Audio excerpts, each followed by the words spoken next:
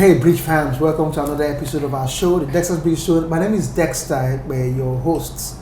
Previously we had on this show this wonderful couple whose story is exactly what movie scripts are made of, yes.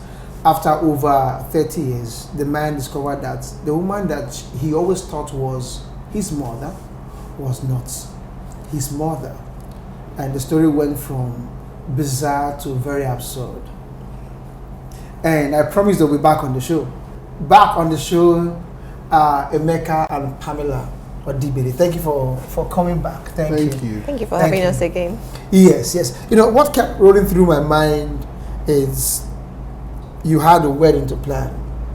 I know the wedding is a woman's business, really. She's the one that has all the pomp and pageantry and butterflies in the stomach, everything. Really? So, all the fairy tale that you wanted to relive at your wedding, how did this whole bizarre story impact on that expectation? How were you able to pull through with the wedding plan after all you had found out just a few, maybe weeks or months before now?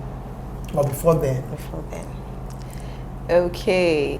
If you come out to say it's easy or we just had to do it, of course we'd be lying. Of course. But then again, something that I know is that life is what it is. Different things will be thrown at you in life.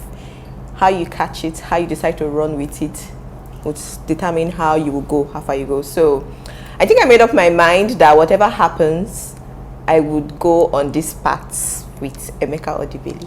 Yes, love is to make you do crazy things, that kind of thing. So I made up my mind I would want it to work, and then I decided to go through with it after hearing the story of the mother and mothers and multiple mother-in-laws. So I had to prepare myself. Are you ready? Because nobody's forcing you into this. But then I also did not tell my family at that time because I knew it would be a problem. A deal breaker. Yes, I had to take responsibility by myself and decided to pull through. One of the things I found out that young people these days don't have that grit to take responsibility. I mean, everything is like ball passed to other people.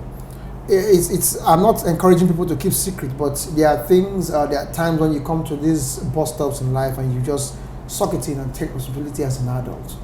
Really. So I think that's very impressive of you. So was the journey impressive? Were there a few other things that happened that now made this journey even more difficult than it already was? Yes, so yes, I think there is still ongoing. We're still pushing. Every human being living, every day you wake up, you don't know what to expect. It's an ongoing battle. It's a battle. We're all fighting to survive because you really do not understand life. We learn life every day. So that was the interesting journey, and we decided to get married. After wanting to get married, I first of all went to my office where I was working at that time. And when we got back, I said I was getting married. I gave my boss my wedding IV. He was like, congratulations. The next thing, they gave me my last pay and thank you, we no longer need your services. Aha! So I lost my job. That was your wedding gift? Exactly. A job loss? A job loss was the wedding gift. I mean, I was not still thinking, no. I didn't even know I was never thinking. I don't even know what to ask. Was it that your boss didn't need a married woman? Maybe. But There was no explanation. There was no explanation. Just after giving wedding card, just gave me last pay. The month had not even ended. I was like, we no longer need your services. Did he at least give you a wedding gift? I did not see wedding gift though. Okay, the termination was a wedding gift. Exactly. Maybe the pay before the month end was the wedding gift, and I was like, okay, wonderful, interesting. So it was like a complex situation was getting even more complicated. Exactly. You were coming out of the whole emotional turmoil of your not so interesting discovery, then now to lose a job, because job stability is one of the things that help newly wedded couples to go through that initial shake. Yeah. So how did you receive the news? Actually, I was recovering from my own part of the news because my news came like 2 weeks before hers. What news was that? I helped my boss that period get a particular deal done, and I came back to him and told him that I would like for him to increase my salary based on the fact that I had brought more money to the company. And he told me that who gave me the right to do that, and that was my own sack. Hers was better. She got a severance pay. I didn't get any. So I was getting used to mine. Hers happened. So we had to now ask ourselves again. 2 unemployed people coming to get married. And we already had a date, so it was like, dates are set, no job. How do we plan the wedding? What? We're coming back for those 2 bosses. We're coming back for them. We are coming back for them. So what gave you guys the drive and the spirit to continue? At least you have considered maybe postponing or something. For me, she got to learn this from me over time. For every major project I wanted to do in my life, I always put God first. Okay. No matter how big or how impossible it seemed. So I told her that what I want us to do in agreement was the first money that comes to us as a gift for the wedding, I'm going to drop it in church. And she fought. Amazingly, she didn't. I did not. She didn't fight to my face. She just kept it. She just was resisted in her sulking. mind. Yeah. But what's wrong with this guy? We never even see money or want him married. What's wrong with you?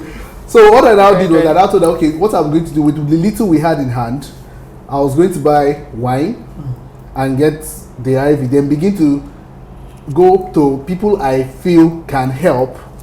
Then tell them, we're about to get married though. I just said, let me come and tell you. Then let's see where that seed is going to come from. So we now went to the first person and he now said, okay, you people are getting married. Wow, I'll sign a check for you. And immediately after your wedding, you go and cash the check. Then he paused and said, or do I make the date today? I said, yes, sir. Make it today. Yesterday, in fact. So as he just gave us the check, as we left his office, I went straight to the bank. Exactly. As I was coming out of the bank, were you with him? she was with me. And you make sure you hold the cash. I saw it again. So as I was collecting the money, I was coming out of the bank, Zenith Bank then. So I just went beside it. They were selling stationaries there. I bought the envelope, packed everything, entered transport straight to church. Wait. Was it the second time now? No. Okay, your decision was first okay. money. The first money that enters our hands, I'll take it. get. So Okay. I So just, that was the first money. so that was the first money. So I just went straight to church. So I got to church. I explained to pastor. Said this is the decision we made, and that's why we're here. So he said, okay, no problem. As at this time, my stepmom was not particularly enthusiastic about the marriage. We were still trying to gain their full support and all that. So as soon as we got to church, he just received the seed and prayed for us. The next day, with some other money came just like that. So we went to Saple. Went to Saple to go and secure our venue. Let's just book for the venue. Okay. So while we're on our way to Saple, we just kept getting calls, but we didn't answer anybody because we didn't want anybody to know what we're trying to do while we're taking our faith steps against whatever was going on. Another faith step we took was getting her wedding gown and my suit ready without support. As in, nobody was saying yes to the marriage, but we just said, anyhow, let's just be doing the thing. So that evening when we came back, I got a call again and they were like, my stepmom was like, where are you? So I'm at home. Say, come to the house first thing tomorrow. So first thing tomorrow, I went there. It was raining that morning. So as I got there, the first thing she asked was, this wedding people are planning. These people have insisted that the wedding will happen. How far? I just laughed. So I said, okay, we've already done some things. So what have you done? We've gotten the suit ready. The wedding gown is ready. Okay, what are the things that are remaining? Let us now plan. that was how they came on board. And this one will say, so someone sent me this one to support the wedding. Someone sent me. That was how it kept coming from different sides. And before we knew what was happening, we had enough for the wedding, and we were not prepared for what was coming, because we were handling the things that they were happening. Then 2 days to the trad wedding, we were at home, and most of the money that was left in her accounts, we just started getting a lot. So we thought it was money that was coming in based on favors and everything. We didn't know it was money that was going. Everything in her account went from what she had to zero. She was supposed to be on her way to Saple, and she saw it, and she burst into tears. So apparently, I think my account was hacked into. Account was hacked. Yeah, so they debited me to zero. If I got to the bank to actually block my account, it was totally empty. And then the bank said there was nothing they could do. I just write your complaint and everything. So I had to do a lot of motivational speaking, pep talk, to get her into the mood to be on her way to Saple. And she was like, what are you going to come with? All the things you need to do, how are you going to do that? I told her, just be going first. When she had left, it took me about 5 hours of cluelessness because I didn't know what to do next. There was so much to be done. I still had people I was carrying from here to Saple to do the things I had to do. Then I just got this nudge in my spirit to go to Ibuzo Junction. And I went straight to Ibuzo Junction and stood there. I didn't know what to do next. This was the day you were supposed to go to Saple? No, she was. She had just left Saple. I was going the next day. Okay. So as I stood there, that next day was the day I was going to prepare myself and leave Asaba. So that day she left, that evening, I was just at Ibuzo Junction. Anybody I knew by chance or by no chance, I went to go and say hello. In case I was hello, you were sent to. And when I say hello, the person will now be like, Alpha, I think I get to, the wedding is, I was high. I got more than 150K. At Ibuzo Junction. Telling you. I'll be going there. Ibuzo Junction, I come. I have unpaid bills. So that's why it's happening. I got that, and I now had some courage. Then I started getting freebies. All my friends that are photographers said they are coming straight for the wedding and they were not going to charge me. One of them that had a car said he's taking me and whatever I need to carry to Saple, that he's going to be my driver throughout. That was how the favors just kept coming, and we went for the wedding and came back. Should I tell that part or you tell that part? What part? Oh, we did when we came back. Okay, continue. No, I want to hear your part. Okay. I had this funny inspiration. He's always happy. That yes, whatever money that comes during the wedding, Father Lord, that it will not be nice to start our life spending. It would be nice to start our life sowing. So all the money they sprayed us. After we settled people, we settled at the venue. We carried the rest to Asaba, went to CBN, changed it to a mint, and carried it to church. Once again, did you fight it? It was not funny. It was not funny. It was not funny. But the only thing that I know is that he's from a sowing background. You know, his church, like they like to sow seed. His church, where they like to sow seed. I don't know, like and you subscribe to they greet sowing seed. See, me, I used to calculate in my head. Like, God, she plans everything. Yes, I plan everything. Like I calculate. You might be saying this now. I've calculated one long list of what to do. And this man will come and tell me he wants to sow seed. Blood of God. I'm like, it's not funny. It's not funny, but then one thing that I know, because me, I'm also a Christian as well. One thing that I know is that I do not fight when it comes to issue of you and God. The only thing I will tell you is, young man, are you sure?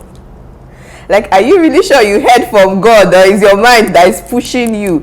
If you tell me, anytime he tells me he's sure, I say then my hands are off. Just that I do. Are you sure you heard from God? You don't want to come in between him and his God, really. Exactly. So once he says he heard from God, go your way. I'm not going to be the wife that will come and stand against your progress in any way when it comes to you and your relationship with God. Because there's something over time, there's something I've noticed. He's not the kind of person that does all this gym, fire prayer. Sometimes me, I say fire prayer more than him, and he will just sit down and do, Father Lord, thank you. And somehow, miraculously, something happens. From that is seeming undramatic. Do you understand? So it is not like, so what time it's not by gra, it's not by power of mind, it's by knowing your God for yourself and how you practically work with your God. So that's something I came to understand over time, that this is his way with God. It's either I follow, or if I don't follow, really, I don't think the marriage is going to work, because it's going to keep coming. It's going to keep coming over time. It's not like there's a time he gives and you will not stop giving. So I just had to It got worse. accept it. I think it's impressive to know at this point that it's better, do I say this? But I think so. I had this conversation with somebody a few days ago. It's better you have two people doing the same thing, be it right or wrong. You will have less conflict and you're likely to succeed more in the marriage than have one person on the right value, the other person the wrong value. So you have this incessant confrontation and loggerheads. It's important to look for somebody who shares your value, your critical values, your deal-breaking values. Look for those kinds of people and get hitched with them. You have less problems. If you're a smoker, get a smoker. Two of you should be chimneys. Smoke it away. If you're a clubber, you can sleep in the club. Let it be the mutual family value. But when you have someone who doesn't believe in something and another person who believes in that thing, there's going to be this continuous bickering, then fighting, and eventually everything would fall to pieces. That's what I discovered. Eventually, you had to adopt the value, then two of you walked along the line, especially with your godliness and things pertaining to God. Yeah, so I did that, and I got to church and I told God, I said, I want to start this family right. I have my history that I'm not very okay with, and I wouldn't want my children to be born into the same level of complications. So I broke the money into 3 parts. Then the church was doing the church building project. So I said I was sowing one for the church building project, and Pastor asked why. I said because so long as God builds his church, he'll build my home. That was one. Then I gave the tithe of whatever came. Then the other one was a prophetic seed. So to ensure that whatever was declared over us at that moment, I connected to it by faith somehow, and we came back home to ourselves. Now, we still didn't have a job. We got married September. The first job that came to the house was March the following year. And So you practically lived believing God from September till March of the next year. At this point, sometimes when people hear some things, they just now start assuming, like, I like to be very practical. Saying that we did not have a job did not mean we're not doing anything. Okay. Because some people would just feel like, okay, God, believe before their hand and be believing in God. Your honeymooning. Hunger will shall wire you. The thing was that there was no paid employment. But there were things we were actually doing, like things you know how to do. We were doing whatever jobs came. We did not just sit down and do nothing for those months. Just that there was no steady job that you are going to say this is where I'm going to. We just go out when you see any opportunity to do any stage design, any work, you do it. Then you have that money. You know that's the money that was sustaining you. The only problem is you not knowing when next. That was the difficult part. When next? How do we actually build? You have plans. But then because you don't know when next this money is coming, you cannot really work on your plans. That's the struggle we had. I said this during one of our episodes in the past, that any man who is out of job for 6 months is not unemployed, but lazy and unemployable. Because you might not get an active job offer, but there's always something to do. Yeah. That's why I advise every young person, get a skill. Get some kind of skill you can trade for money. Don't just sit there, fold your arms and expect manna to fall from heaven. There has to be something you can do. Even if it's for free, do it for free. Because one of my mentors back then would say this, that the grand equation of life is that W equals to P. W equals to P.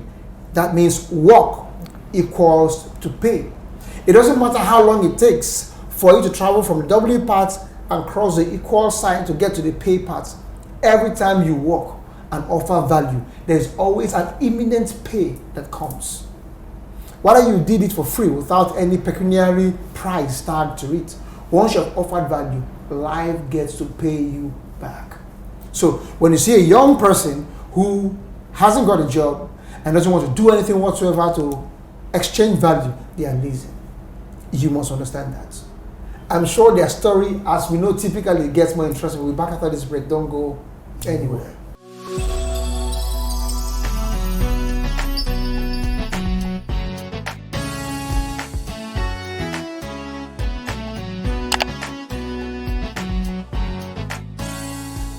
Welcome back. You're still on the Dexter's Bridge Show. Before the break, we had this interesting story of job loss before wedding and how things got even more dramatic. I was speaking with Emeka and Pamela Odibeli. So now the wedding had come and gone, and life without a regular income. So what was the next challenge you people faced? Did you get a job? How did it go on from there? Actually, first thing I would like to give it to her. First of all, one of the things she did for us, I don't know how to. I'm not a money manager. You understand? Obviously. And she is a very good money manager. So she knew how to be able to balance our seasons of plenty and seasons of scarcity. So the strain wasn't felt hazardously. Do you understand? And because of that trait she had, I, from the beginning, surrendered that part of our harmony to her. So surrendering that part to her was basically to ensure that we don't have crisis. So I know that when it comes to money that needs to run the home, money that needs to run our affairs, she's in charge. You don't carry the household and go and sow seed. Yeah, see. Then for me, I know where I run my things from. Okay. But another thing we also decided to do was we refused, or we agreed that for the first 1 year, we're not going to have children. Okay, sounds like a good idea. Since maybe for the economics reason, or was there any particular actually, it was reason? not economic. For me, it was about bonding. Okay. It was about learning her. Because whether we like it or yes, I need to also remember the fact that from the day I met her till we got married was exactly 10 months. 10 months and some weeks. And you're fighting many battles. So those 10 months had dating, courtship, wedding planning, and marriage. Discovering mother. Also helping her. And we also had, she was bereaved within that period too. She lost her mom. So we had to recover from all this in 10 months. So for me, I felt, coming from where I was coming from, she coming from where she was coming from, the best thing for both of us was to give yourself some time, build ourselves together. Then from what we've built, have a foundation that every other thing will be built on. So it was a conscious decision for us for the first 1 year. And after the 1 year, we now said, okay, I think we can start trying. We started trying, and no goal was scored. So initially, some people said, pray. We pray, nothing. Let's go for a test. She went for a test. They said, you are fine, but just still take this one. It will help. That maybe it's hormonal, maybe it's anxiety, maybe it's stress. Nothing. Next thing, he said, okay, you go and check yourself. So I checked myself, and the doctor said, bros, your sperm count is not just low, it is not good. Say you have healthy sperm, but it is way lower than the quantity required to be able to gain motility. So he does not think anything can happen. So he now gave me one collection of interesting drugs. I had to take yogurt, 1 cup of yogurt with 1 capsule in the morning, 1 in the evening, like that, till I finished 30, and the drug was not cheap. While I was doing that, she had her friends.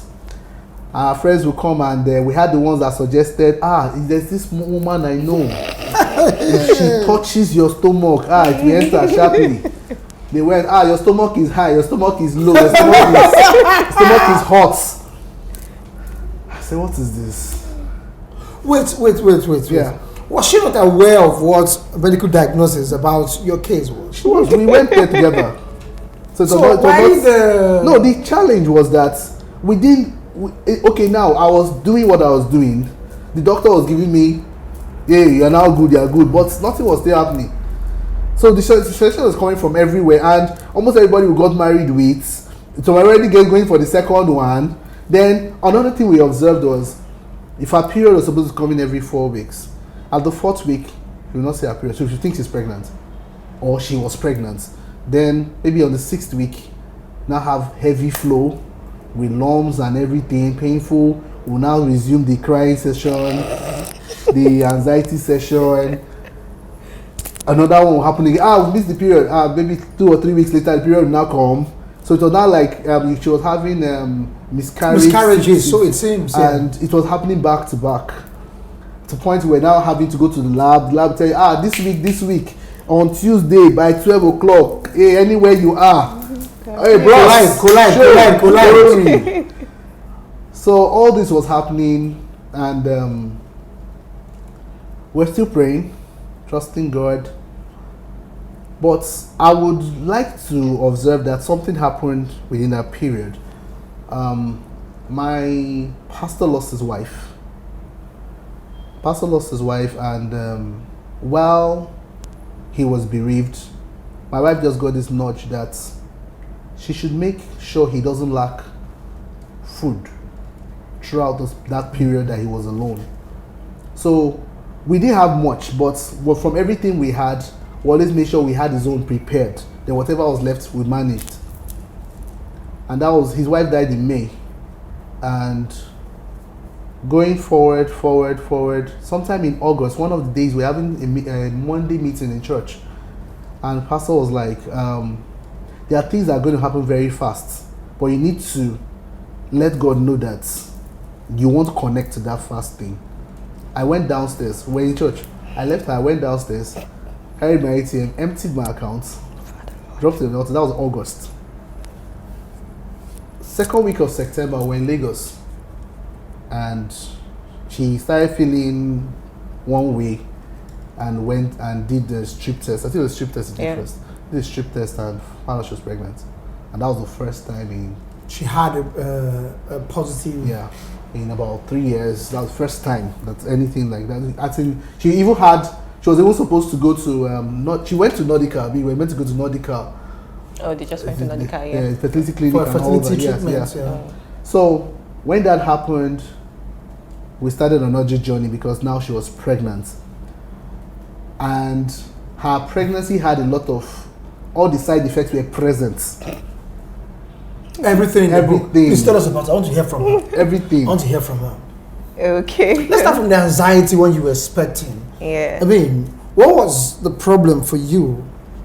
Was your husband giving you issues when you were when you were waiting? No, he wasn't. I just think it's typical women wanting to, you're married now, the next thing that is expected of you is to give birth. Okay, the 1 year, 2nd year have passed, your 3rd year you've entered. What's going on? What's going on? Were you having pressure from friends, maybe family? Was there anything like that? No, my family, they were okay, yes. Apart from his side, his stepmom, because he was an only child, in quotes, from that side. So, exactly. So, that's another interesting story. They'll bring water, holy water, holy salt. I knew you give me the story. Holy salt, holy water. Come and take, come and drink. They'll give us, we'll say yes, we'll drop it in one cup. Like, they kept bringing all this. So I think basically that's where the pressure came from here, because obviously only child, they wanted that another person to come, and grandchild. So that's when, from my side, of course, my mom was gone, my dad won't really send, and then my siblings are all okay, they are cool. If you give birth, when you're ready, give birth, and fine. So I think maybe that's basically the pressure. Then what else? Yeah, I'm lost. The symptoms. Okay, the symptoms, crazy. The journey was really when you crazy. now got pregnant. When I got pregnant, oh god. But the pregnancy journey was not funny at all. Like, I had different symptoms. If there was any symptom anybody used to have, I had all of them. I couldn't do anything. Everything in the book. Everything, from throwing up, not being able to do anything. I cannot move from here to here. I might start spotting, and had to be on serious bed rest. Okay, spotting, threatened abortion, and things like that. Yes. Had to be on bed rest. Everywhere was smelling. Everything was smelling. Perfumes were not just it.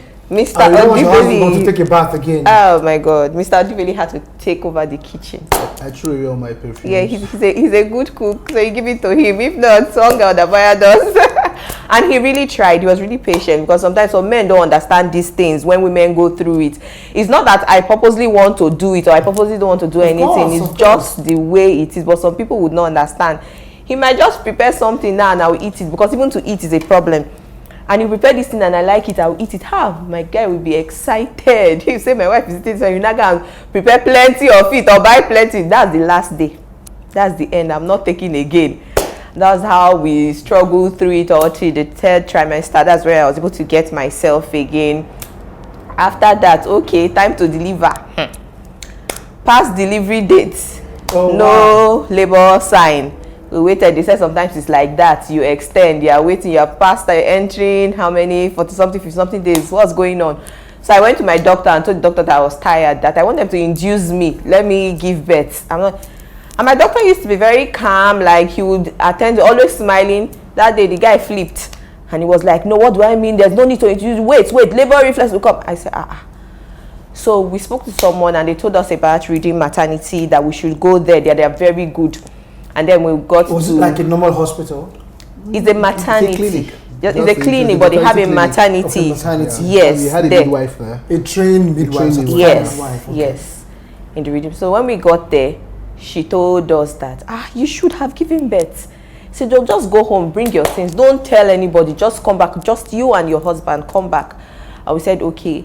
That's how we went. We got my things, we came back to maternity. So she was there, we're praying, we're doing, she induced me. After some time, labor pain started, and she was like, okay, you're going. Next thing she said, your cervix is not open. It's not like, oh God, what have you been doing? Is it that you have not been sleeping with your wife?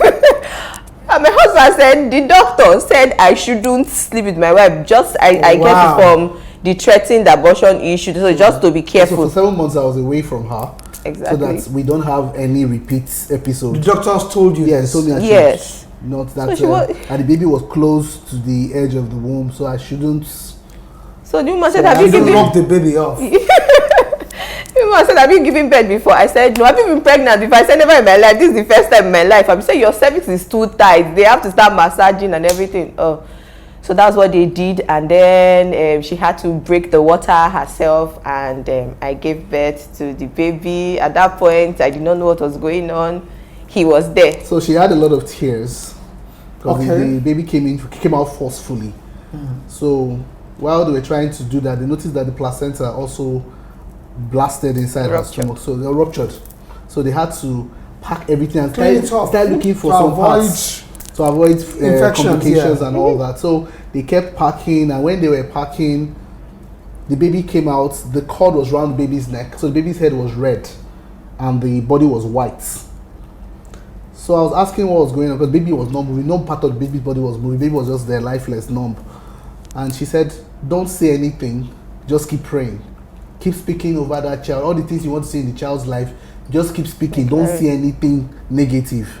And she was facing my wife, and she was stitching my wife without anesthetics. So my wife was in serious pains.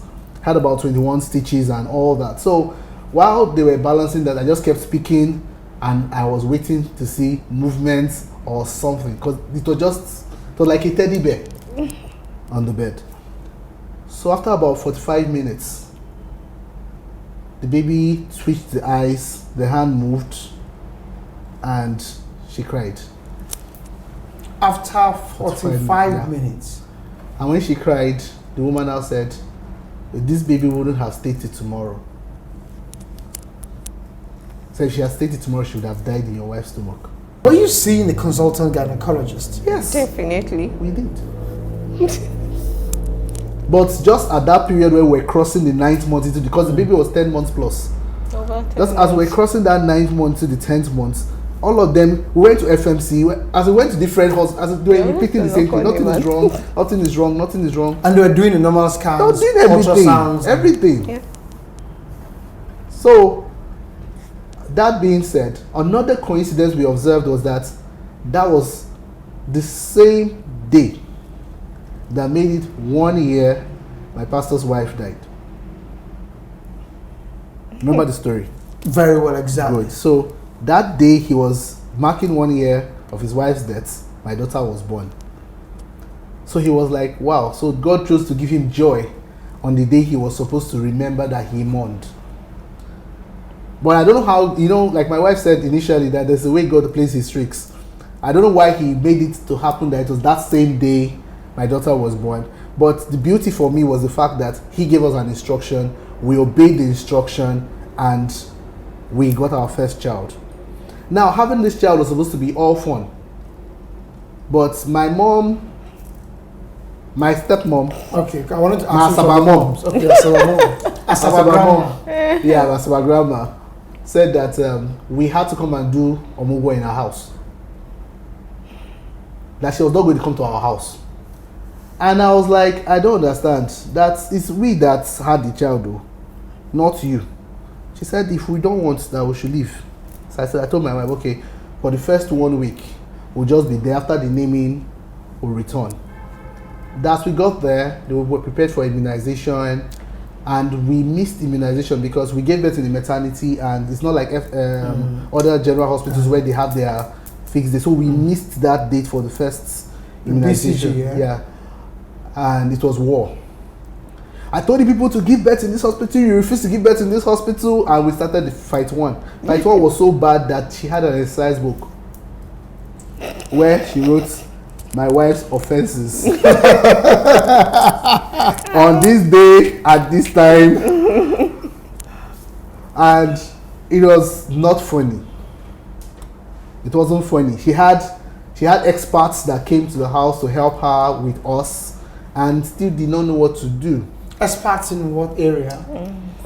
Nurses that were friends, That's people that had omugwod, but all that was playing out. And on the day of the child's naming, as soon as we were done with the naming ceremony that night, I went back home. And for the sake of my marriage safety, that was the last time my daughter went there for almost a year from when she was born. Because she had jaundice, so she was in the hospital for a few days. They blamed us for it. You understand? So it was back to back, making it look as though we made all the wrong judgments around the delivery and all that. So to reduce the rancor between us and the parents' view, we just decided to stay away and manage ourselves. So we did the omugwo together. I learned how to bathe the child, learned how to change diapers, the whole 9 yards. And I would not forget to say that barely a month before my daughter was born, my birth mom, who was preparing to come for the omugwo, based on the fact that we promised her that since she couldn't come for the wedding, she'll be in charge of the omugwo, caught a stroke.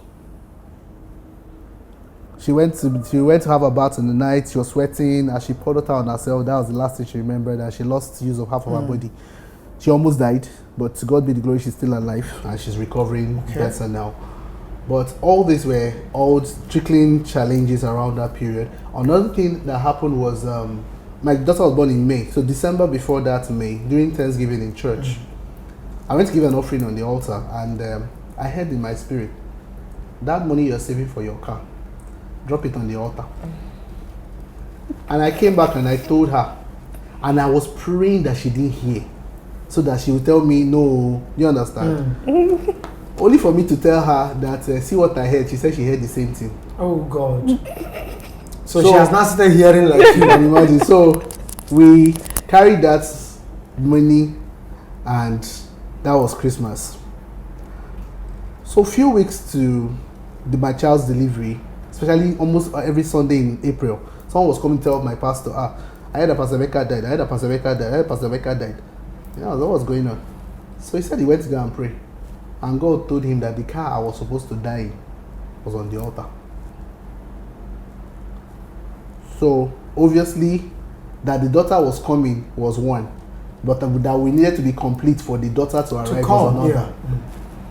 So as she came, we bonded further, learned to raise her together, and we now.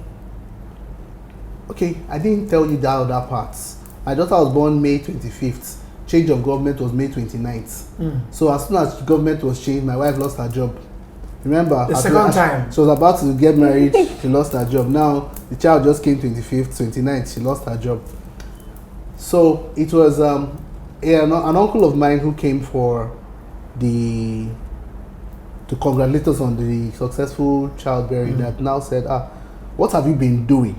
So I now told him all I've been doing, all my wife has been doing. And I said, okay, I should relax, that another opportunity will come. And sometime the following year, 2016, I now got a job with CBN, the Entrepreneurship Development Center for the Southeast States. So I had to go and resume work in Umuahia, and that's how I left Asaba. Leaving Asaba for us was needed because the heat, of course, the whole drama on the parental side was becoming too much, and we just needed to have space away from everything. So getting that job came at the right time, and we used that as our excuse to relocate, and the relocation was a blessing. While we relocated, things became more stable. We had a lot more advancements, a lot more opportunities came.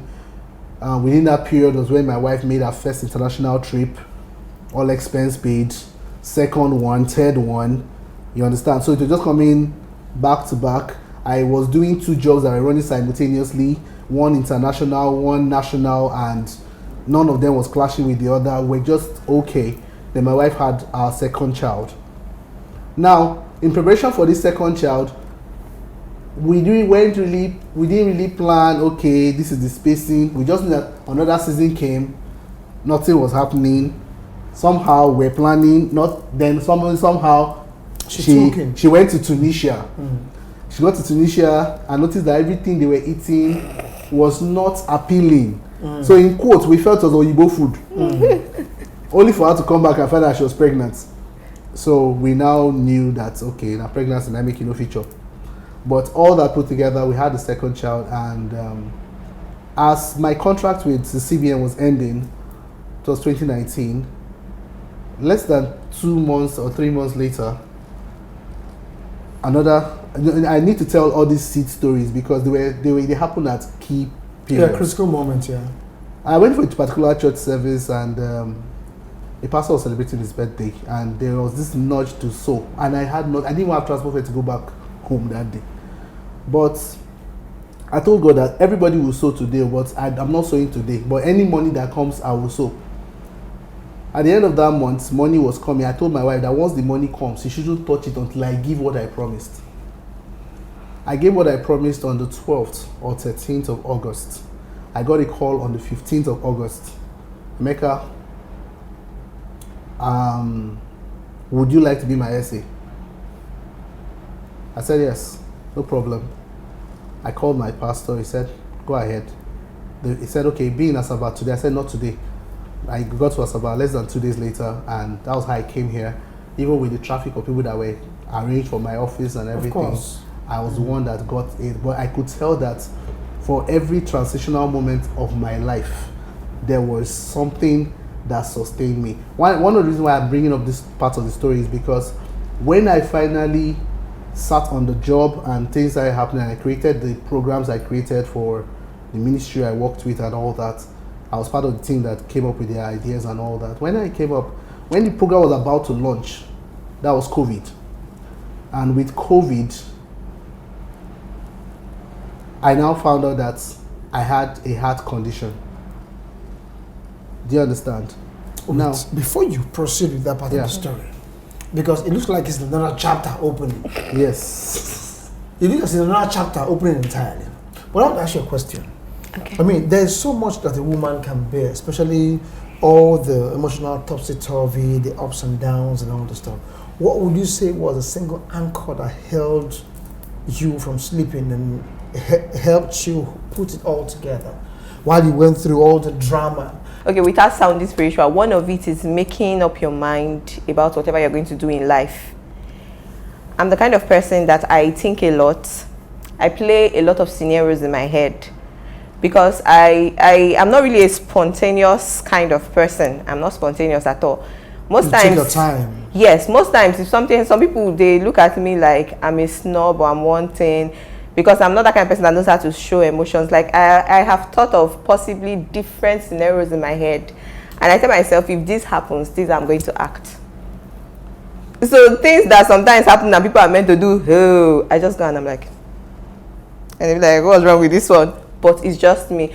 So I tell myself sometimes, like, what's the worst that can actually happen that can break you in a marriage? I've asked myself, so that if I get to a point where this happens, can I live with this? Or I know how to prevent this kind of thing from happening. So most times, I think that's one thing that helps me navigate this particular issue. That there are things somebody have thought of. Like, I'll tell myself, is it cheating that will make me leave my marriage? Is it enough? Or is it this? Is it that? So these things are what help me. Then there is God. So this is coming to the spiritual aspect of everything. You know, when some things happen, it's not always easy. You see people smiling outside, people are dying inside. You see, of course, the times where you will cry, nobody sees you when you cry. Or when you're all smiling, everybody's like, oh, what's happening? There are times when we have cried. We've cried and we've asked God, like, what exactly is going on? Sometimes I ask him, Baba, this you're sewing. I don't even understand this sewing that you are sewing. Yes, because and everything is something like, do you understand? You sewed, it was like a flip of the switch and it happened. You are sewing, and what exactly is going on? But for everybody, there is a plan, there is a race, there are people that are meant to learn from your stories. There is something you've been called out for. So I know that. So when things like this happen sometimes, I just stand up. He knows I'll just stand up. I would leave the house. At that point, he doesn't even ask me where I'm going to, because me, I'm doing my prayer walk.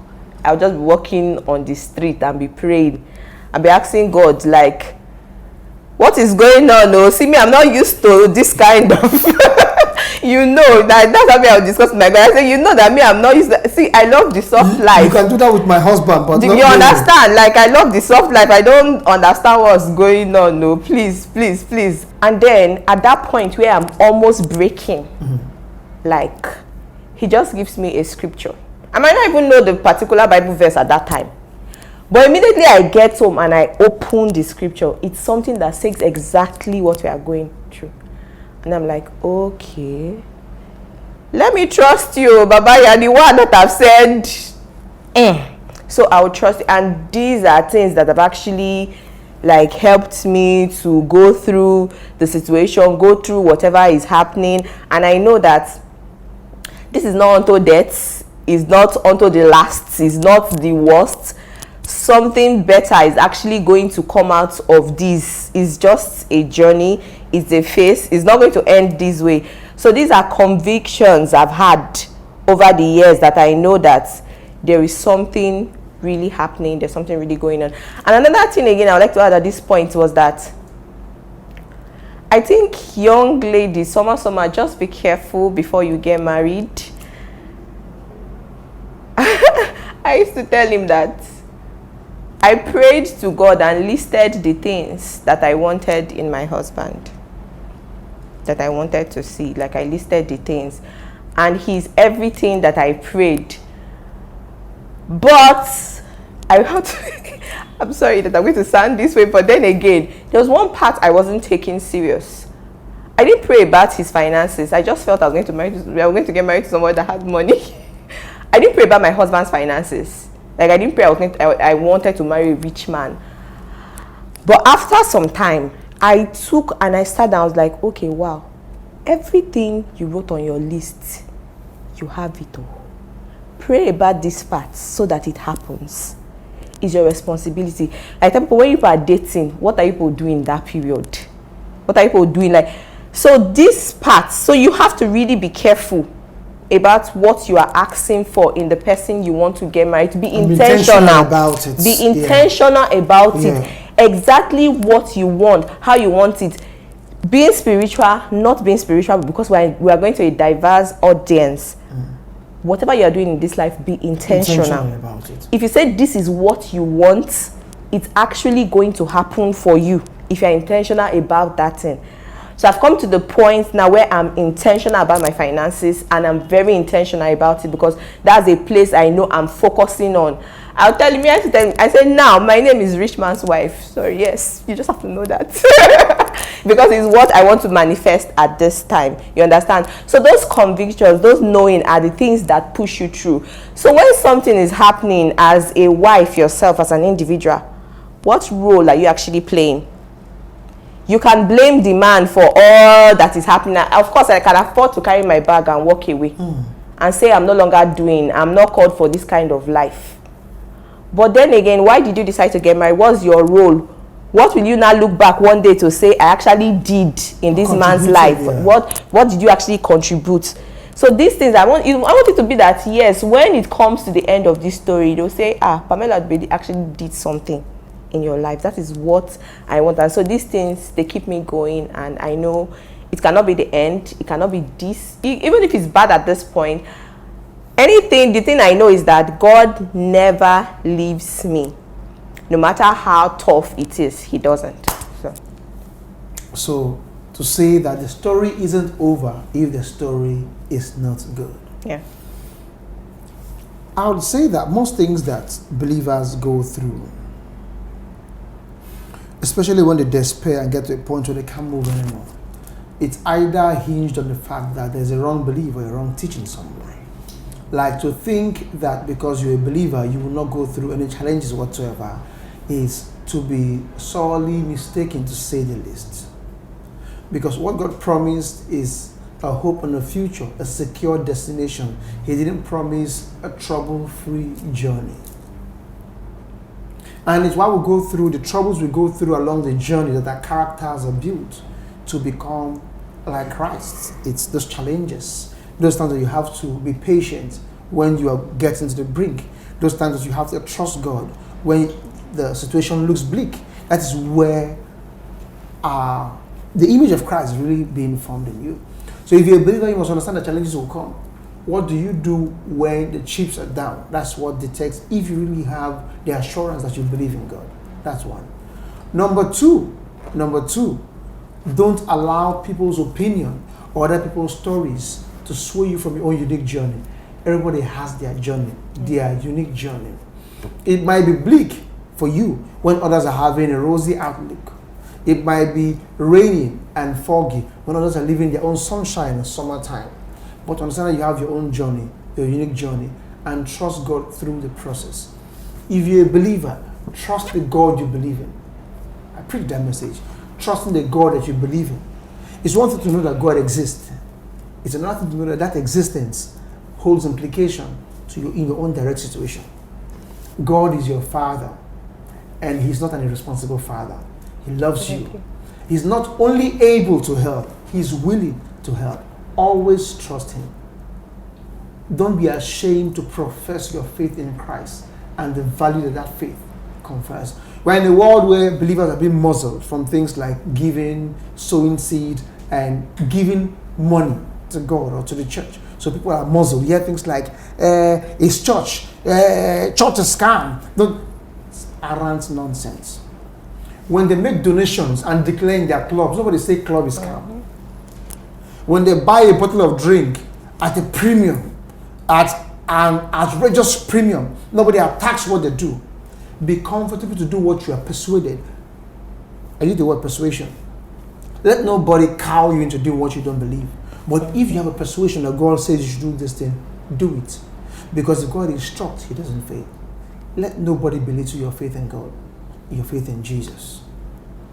Because as a believer, our faith is all we have. And it is that faith that the devil comes after.